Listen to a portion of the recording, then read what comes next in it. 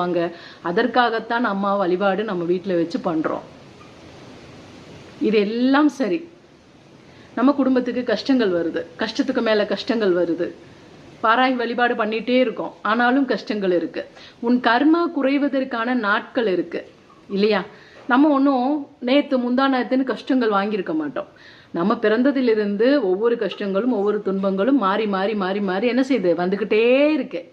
அப்படி வந்துக்கிட்டே இருக்கக்கூடிய கர்மாக்கள் கொஞ்சம் கொஞ்சமாக அம்மாவை வழிபாடு பண்ணிய பிறகு அது எந்த நாள், எத்தனை வாரம், எத்தனை மாதம் என்ற கணக்கில் நம்மளுடைய நம்பிக்கையை பொறுத்து, நம்மளுடைய உண்மையான பக்தியை பொறுத்து அவன் நமக்கு அப்படியே கொஞ்சம் கொஞ்சமாக அப்படியே ரப்பர் வச்சு அழிக்கிற மாதிரி அழிச்சுக்கிட்டே கொண்டு வந்து ஒரு நாள் சந்தோஷம் மட்டுமே நம்மளுடைய வாழ்வில் என்ற ஒரு எண்ணத்தை கண்டிப்பாக தாய் கொடுத்தே தீருவா.